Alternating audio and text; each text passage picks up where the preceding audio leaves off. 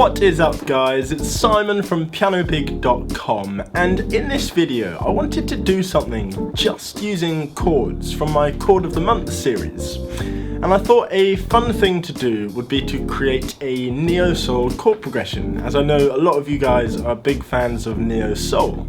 So hopefully if you follow along with this channel, or if you've just been around for a while, a lot of these chords are going to seem very familiar to you. And I will put a link somewhere up here which will take you to the Chord of the Month playlist for you guys that haven't discovered it yet. And if you enjoy this video, then definitely check out the PianoPig membership, where you can find loads more content and all sorts of cool stuff. You can find that over at PianoPig.com. So let's do it!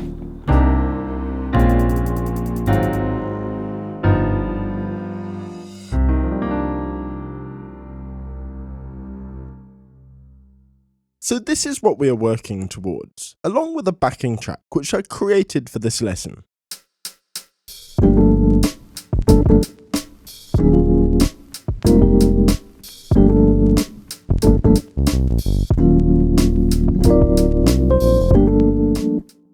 So we start off with a G minor 9, for which we are playing this. Now, I believe when I showed you this voicing in one of the episodes of Chord of the Month, it also had the 11th on the top as well. But for this chord progression, we're going to take out the 11 and keep the 9 as the melody note on the top. So yeah, we've got the 7, root, 9, 3, 5 and 9, with a little roll onto the 9. So that's our first chord, and then we play it again with a couple of stabs.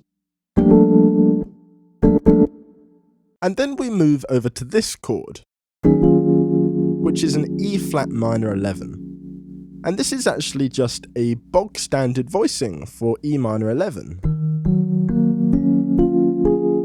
But I like to think of my left hand as playing an E flat minor triad, and my right hand playing a D flat major triad. And you can also flick onto that 9 if you want as well. And I also want to talk about the relationship between these chords, as I'm sure some of you are wondering why I've chosen an E flat minor chord after a G minor chord.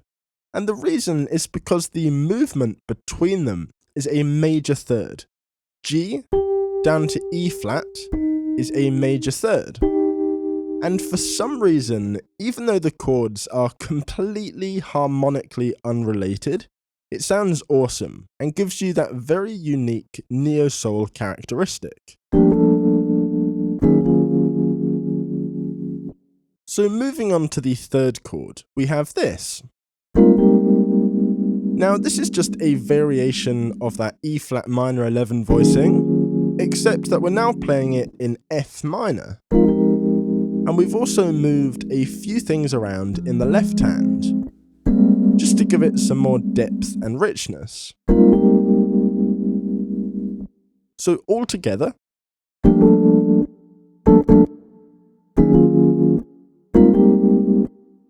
so that's the first part. We then have a second part, which is pretty similar, just with a few variations.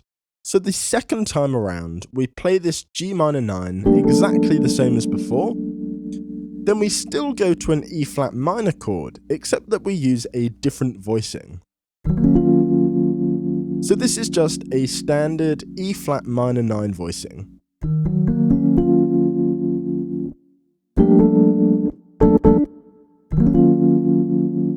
And then we finish off with a D7 altered. So I will put a link up in the corner which will take you to the specific episode of Chord of the Month which explains everything you need to know about this voicing. So I'm not going to talk too much about this chord now. If you want to know more, check out that video. So we've got this nice big D7 altered chord, which leads us nicely back to that G minor 9 at the beginning. So the second part looks like this.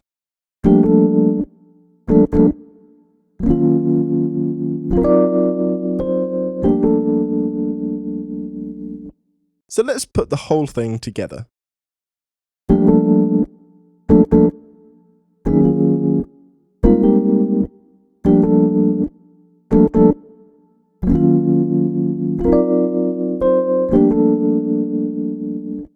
So hopefully this video has shown you how you can use some of these chords in context, some ideas and concepts of how to get that neo-soul sound, and also just given you something fun to jam around with.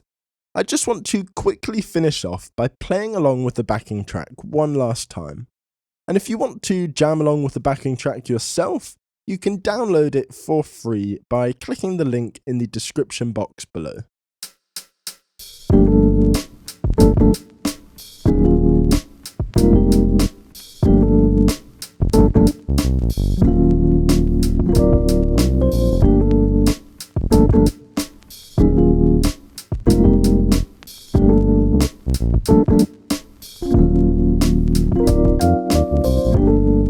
I hope you found this video useful. If you did, make sure to smash that like button, subscribe to the channel, and I will see you next time.